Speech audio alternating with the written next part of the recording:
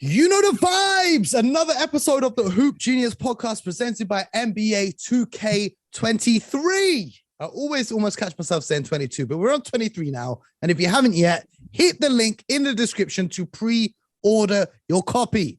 I'm telling you, do it now. Send me a screenshot if you have, because then we can play some games when the game launches. If you haven't, don't ask me to play with you. Okay, we're going to get onto this. BJ's back in the building as always. Real name, no gimmicks. We're answering more of your questions. More of your questions. What a way to end the week. More questions from the people who need their questions answered. We didn't get through all of them yesterday. So let's have a look at what we got today. B, how you feeling though? Because it's all good. It's all love. Mo over here providing knowledge. He's dropping gems, ladies and gentlemen. He's dropping gems right now. Man, this is what we do. We got a question coming in from Joanna, who's a great supporter of the show, and she wants to know any thoughts on Harden staying in Philly, and thoughts on players getting fat contracts that they're probably not worth. In an eyes emoji. Joanna, I'm gonna need you to say who you're talking about with that eyes emoji. I'm gonna need you to keep it 100 and drop some names.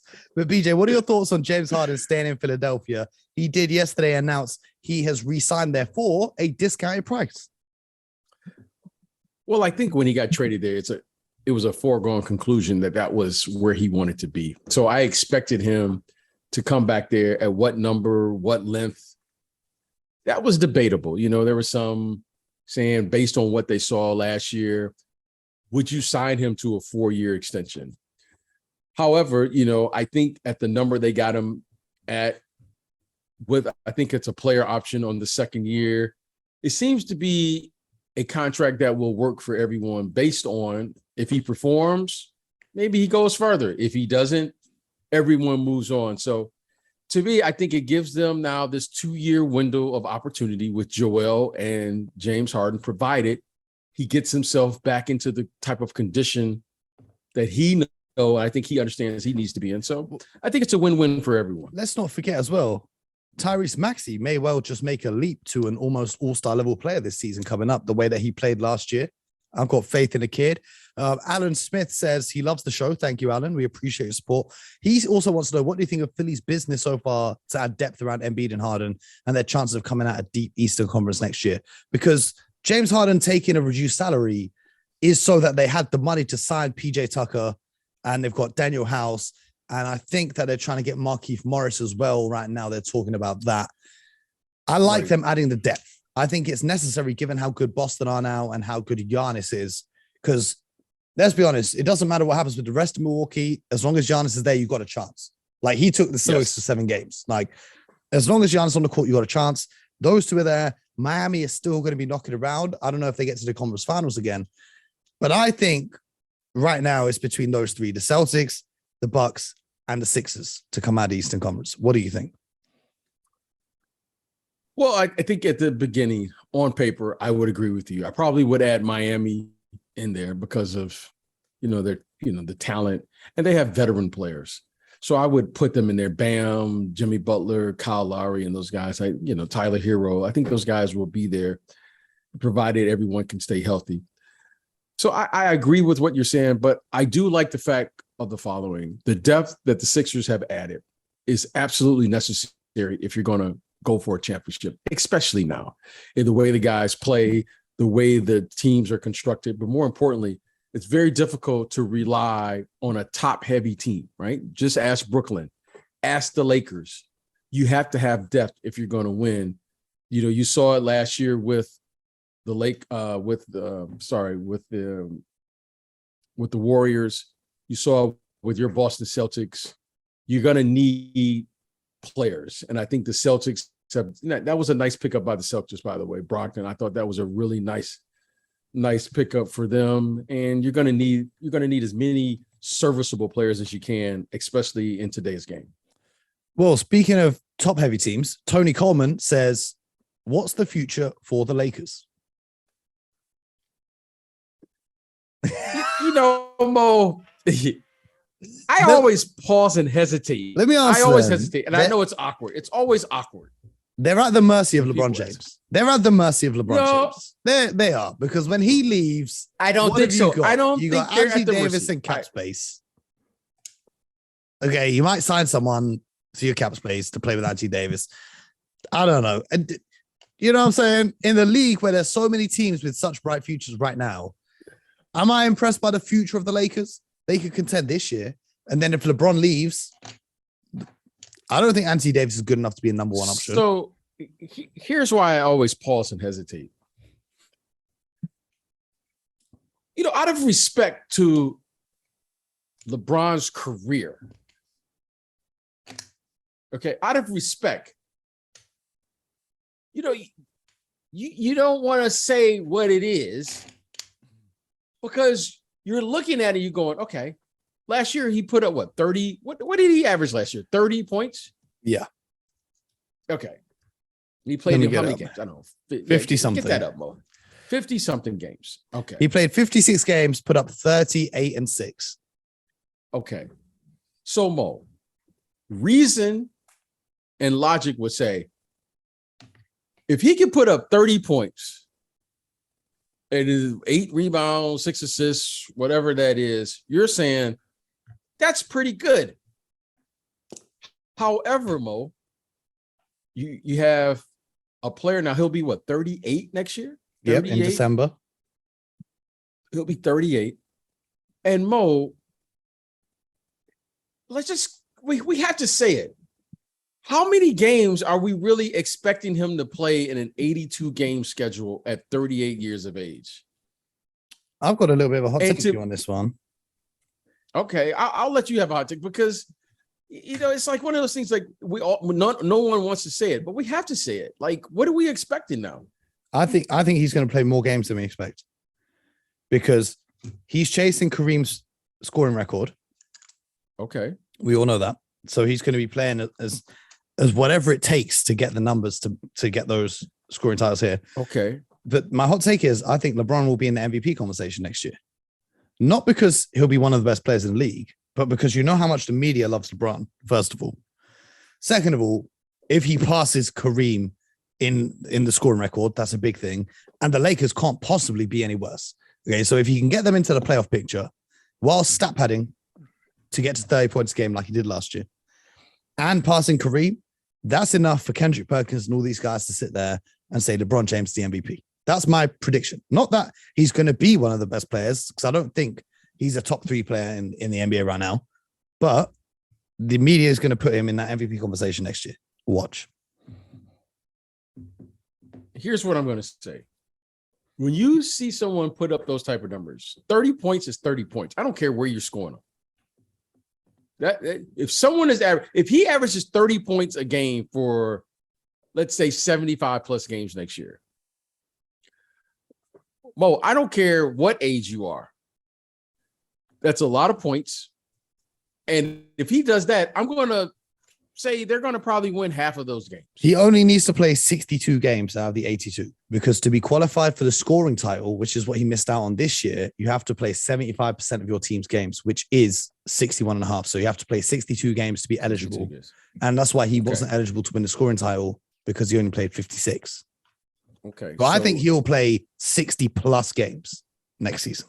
But here is the thing. Here is the thing with the Lakers. It's not fair to just look at the numbers, because LeBron James and his standard is different than the standard of most. Yeah. At one point, LeBron James could put a team on his back and carry this team, not just during the regular season, but he could carry them to the NBA Finals. Now, Mo, at this age, he's still capable of putting up 30 points a game, just minus the carrying players to the playoffs, let alone the NBA Finals. And here is what I'm going to say. Are we just going to admire the numbers and ignore the other parts of it? Mm-hmm. Or are we going to, or are we going to acknowledge where we're really at? I don't think the Lakers. I do think LeBron James could play championship caliber basketball, but he may not be able to do it at the level that he once did it. And because of that, Mo, the Lakers, as they are currently constructed, do not have the assets or the resources to build a team around him to answer that question. And this is what's going to happen. If he averages 30 points and they lose, that's all the fuel that the novice are going to need to say he needs help.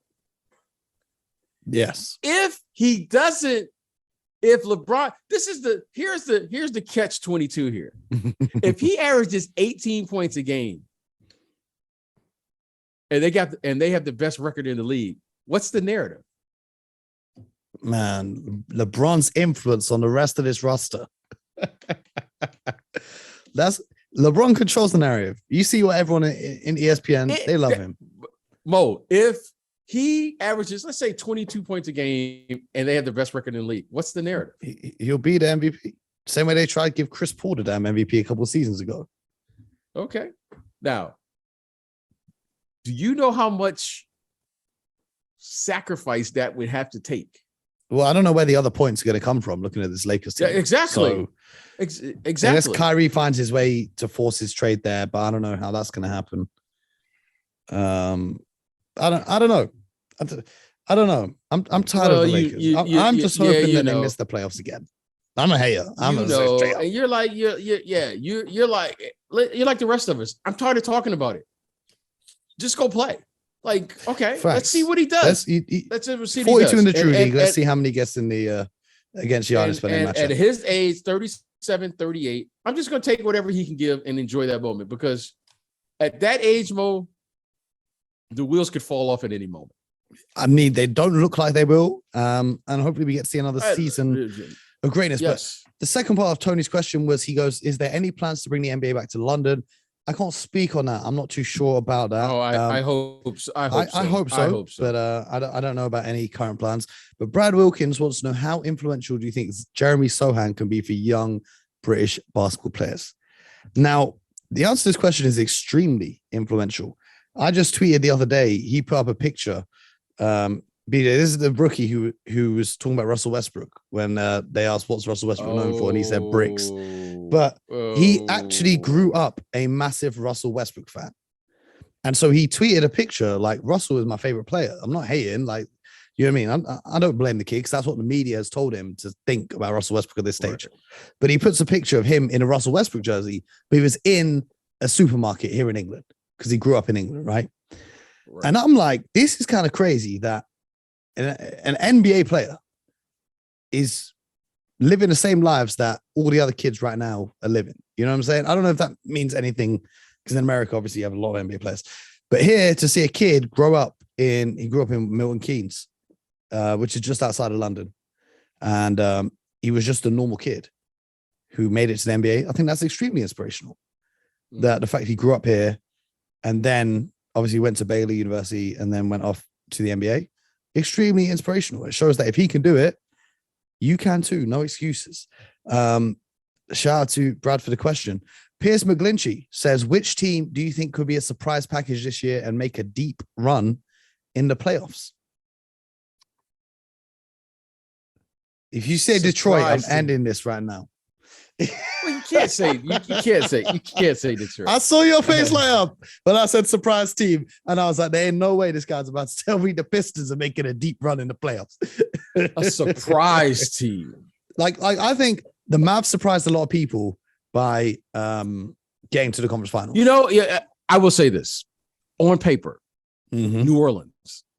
Yeah, because they surprised a lot of people. Last year. Yeah, because now you have CJ McCullough, who's going to have a full year. Yep. Brandon Ingram, I think he is ready to be superstar. Yeah, I think he's all-star. Let's start right on the verge. Well, he's already been an all-star. I think he's ready to say this is who he is now for the next. But you know who else is ready? And now if Zion comes back, I mean, if I'm saying this, if Zion gives me just 20 a night, based on what I saw last year, easy, this team, New Orleans, is going to be a problem. Mm-hmm. They're going to be a problem. Mm-hmm. Now, by the way, Valanciunas, you sent me that yesterday. Yeah, I didn't know. You saw that. I didn't know what to say about that. But you know what? I guess JV. the gumbo was hot. The gumbo was hot down in New Orleans right now. Yep. But I think that could be the team that could really cause some problems. Do you know who I think? Go ahead. The team that I think is going to be the surprise that no one's talking about is the Cleveland Cavaliers. The Cleveland Cavaliers were the 4th seed up until the injuries that massacred their roster. Bearing in mind, they were the 4th seed without Colin Sexton, and Ricky Rubio went down with a torn ACL. And they were still the 4th seed. And then when Jarrett Allen and the other guys all got injured, then they dropped down a bit. Right. They're going to have Darius Garland, All-Star, Jarrett Allen, All-Star. Evan Mobley could make his first All-Star appearance this coming season. They've got the Twin Towers locking down the paint. They've got good guard play. They've added Karis LeVert. And they've got depth. I think that's a good call. The Cleveland Cavaliers could, the same way the Hawks got to the Eastern Conference Finals a couple of years ago, we could see the Cleveland Cavaliers there. And I think out of all the teams, they're capable of knocking off one of the big 4 teams in the East. I agree with that. I couldn't agree more with you about Cleveland. Cleveland is right there. Mm-hmm. Mm-hmm. I agree with you, Mo. Justin Lloyd says, what kind of second star do you think that Luka needs? If you could pick anyone in the NBA, except for first option stars, so you can't say Giannis or Embiid or Jokic, but who as a second option would you pair with Luka Doncic if you could put anyone? When I say a second star, I mean like a CJ McCollum or a Jaylen Brown. You know what I'm saying by a second star?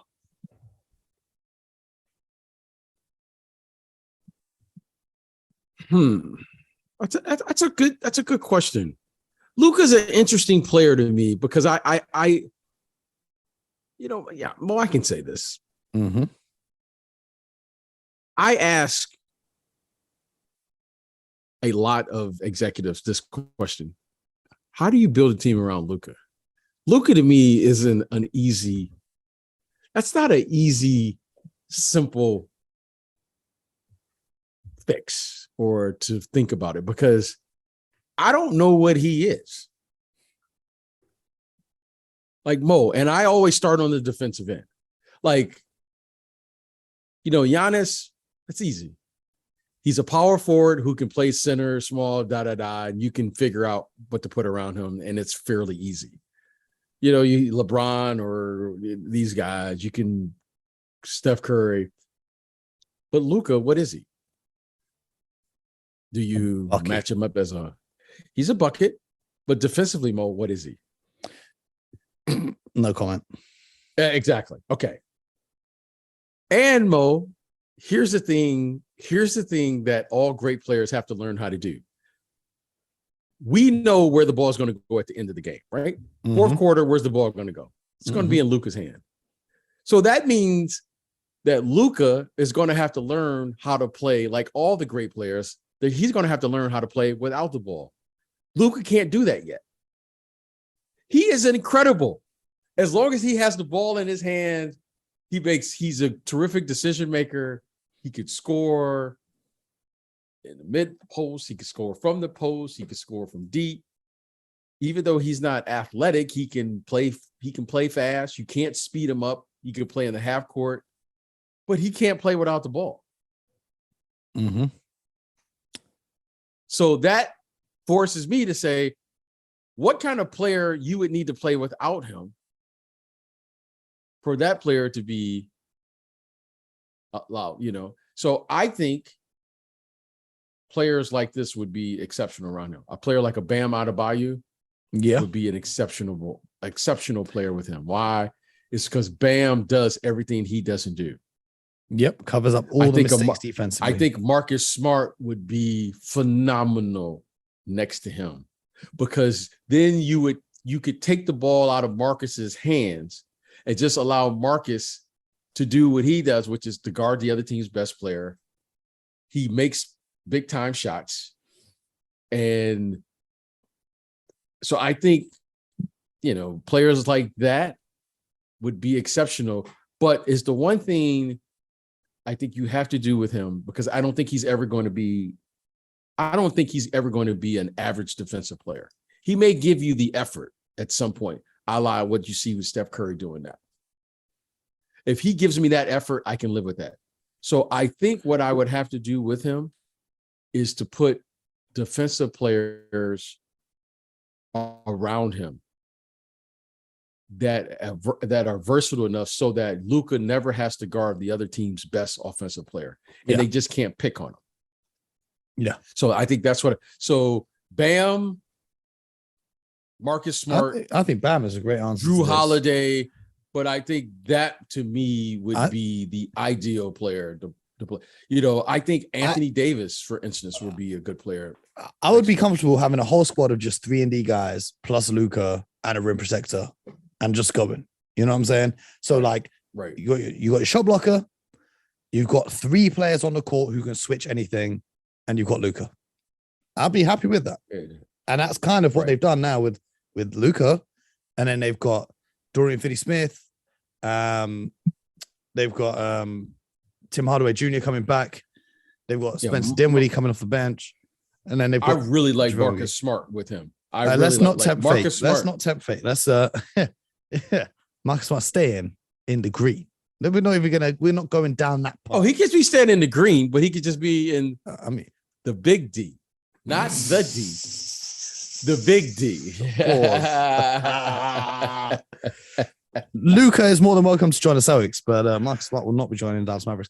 Our final question for this episode is from Geraint Jones. Do the Orlando Magic have enough to make the play-in tournament this year with Fultz, Isaac coming back, a solid number 1 pick in Banchero on the squad as well? I think Orlando. I don't think so. I disagree. I think Orlando can be better than people think. Why do you disagree?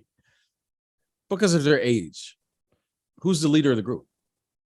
Gary Harris, I guess, given he's got that new 2-year deal to stay there. All right. Well, all right. You're guessing. When you find out who's the leader of the group.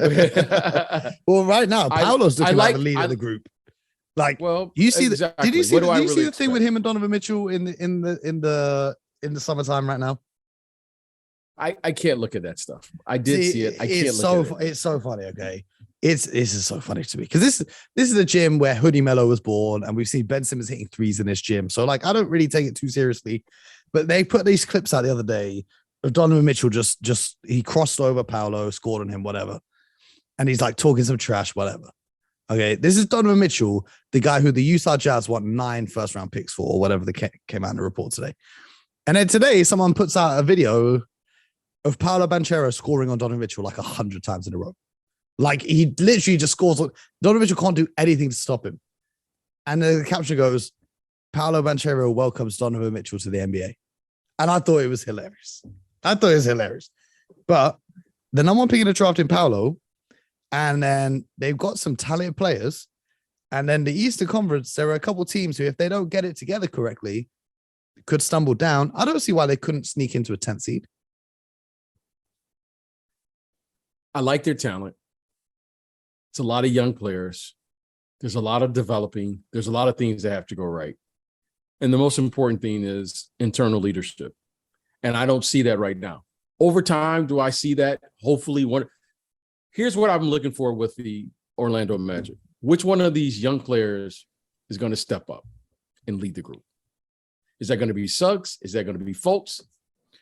Is that going to be Anthony? Is it going to be Paolo? Bam. I don't know. Who's going to step up? Now, do they have talent? Yes. Do they have length, athleticism? Yes. Now, who's going to step up now and steer the ship? And I don't know. I don't know that right. To make the play-in, though, you only have to be better than 5 teams in the Eastern Conference. And if everything easier said than done, easier said than done, but also if nothing is guaranteed in this, you know what I'm saying? Nothing is guaranteed. Like, look at how the Hawks started last season. They barely made the play-in themselves. Look at the Charlotte Hornets now. They've just lost 20-something points per game and got nothing in return because of Miles Bridges. So are they going to be Miles as good Bridges as they were? and Montrez. We're not even talking about him. Yeah, I forgot about Trez. I've seen him playing in the Drew League, but yeah. So how are they going to be better than they were last year? So then the Knicks, is that going to mesh? It might not mesh. The Wizards, okay, they've kept Bradley Beal, but have they improved anywhere else on the squad? You know, the Pacers, they're still trying to rebuild. The Pistons, they're exciting. Well, like I said, Mo, You never know. I'll say it again. I like their talent, but the one thing, as you were saying, there's other teams, Atlanta, Charlotte, all those other teams. Orlando doesn't have experience. Those other teams at least have experience on their side, and experience does matter. Now, do I expect Paolo? Is it fair for me to expect him to play 70 out of the 82 games and average 25 a night? That's not fair for me. At some point, you're hoping that he will get to that level. Yes. That's why he was the number one pick. But should I be expecting him to do that next year, Mo? And lead the team and know what it's like to play on the road in must games? No, Mo. I feel you.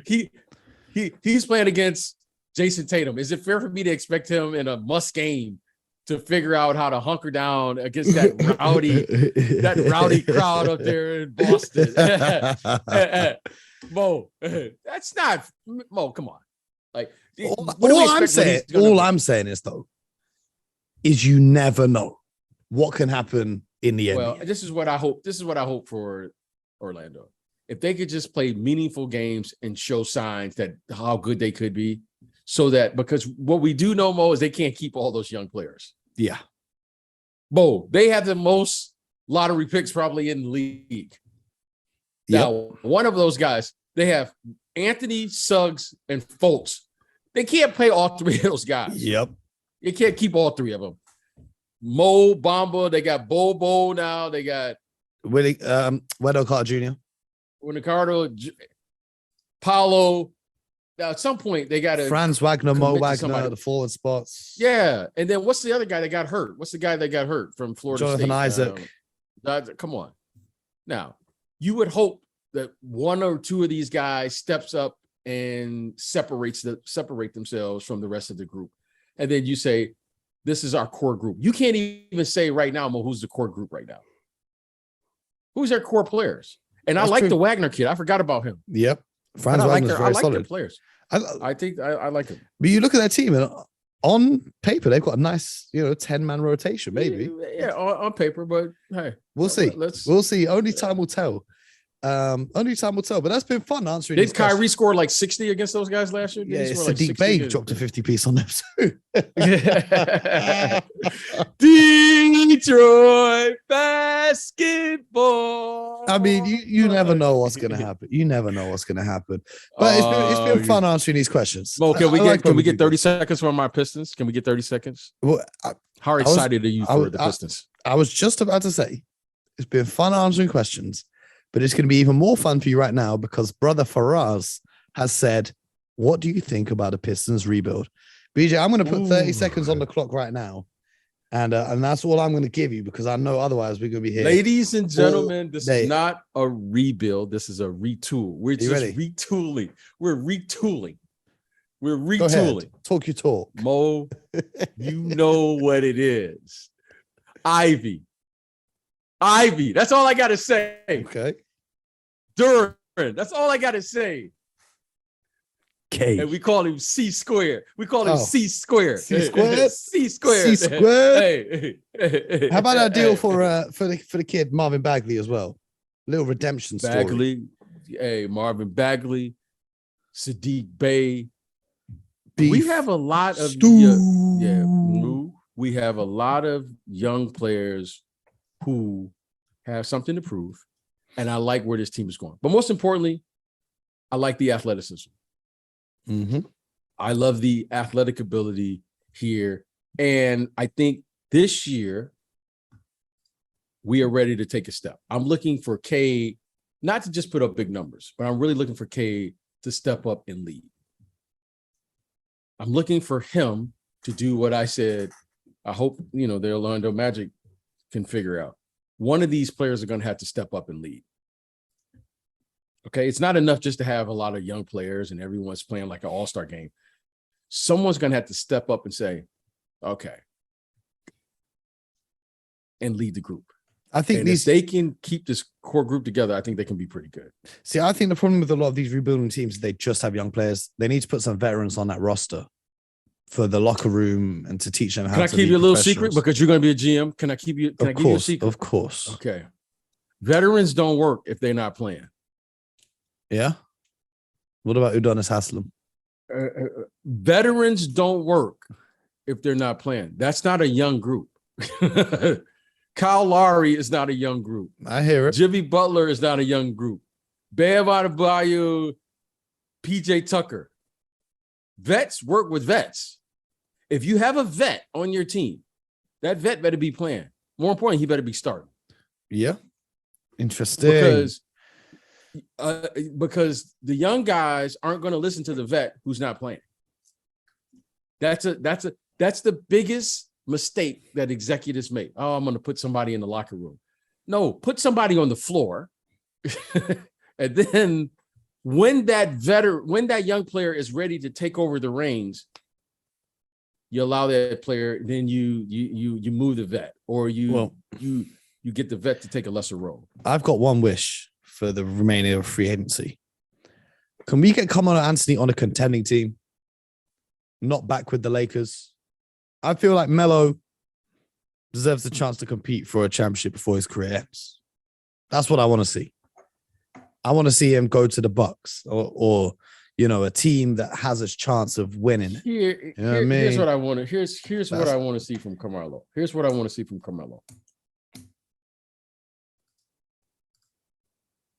Carmelo. I love Carmelo. I've watched this kid since high school. And let me tell you something that Carmelo has done with phenomenal consistency. He can put that ball in the bucket. Mid-range king. And now he's master of the three ball too. Okay. Now, I learned this from the late Chuck Daly. And it was one of the most fascinating things I've seen in my basketball career. And I was later in my career. The late Chuck Daly, and actually Coach Brendan Suhr was on that staff.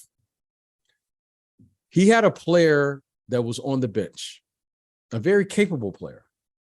Same as different player, Hall of Fame talent.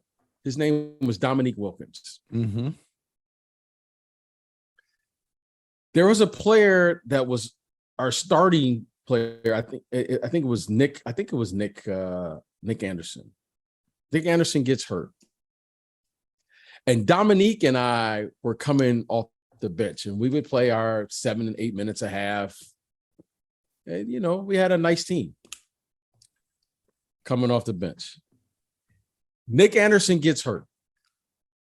Dominique steps in the next night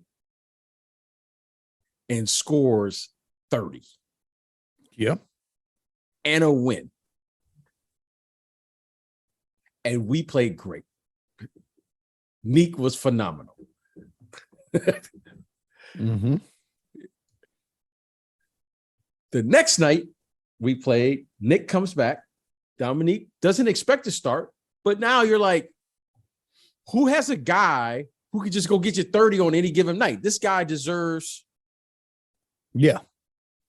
He's, hey, this is Dominique Wilkins. This is a first ballot Hall of Famer. Yeah. The next night, DNP CD. Wow. Coach's decision. Coach Daly was cool with us as veterans, right? Coach Daly was the best with the vets. Like, there was no sugarcoat. You could go talk to Coach about anything. He was cool. But I couldn't believe what I was seeing. But I felt so comfortable that I went up to Coach Daly. I said, Coach, like, how come you want to think, Mo, if you perform well, you get minutes.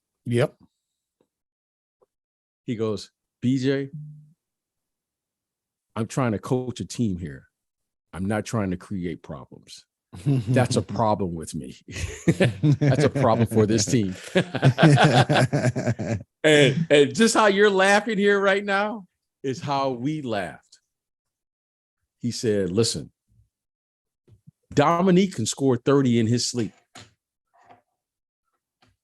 But everyone doesn't have the confidence of Dominique. I cannot play Dominique for 10 games. And I know when I do put him out there, he might give me 30. If his backup keeps scoring 30, I got a major problem.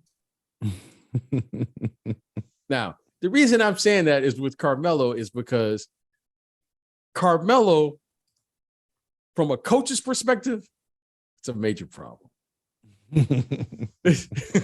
That's right. The coaches won't admit it. The coaches won't admit this.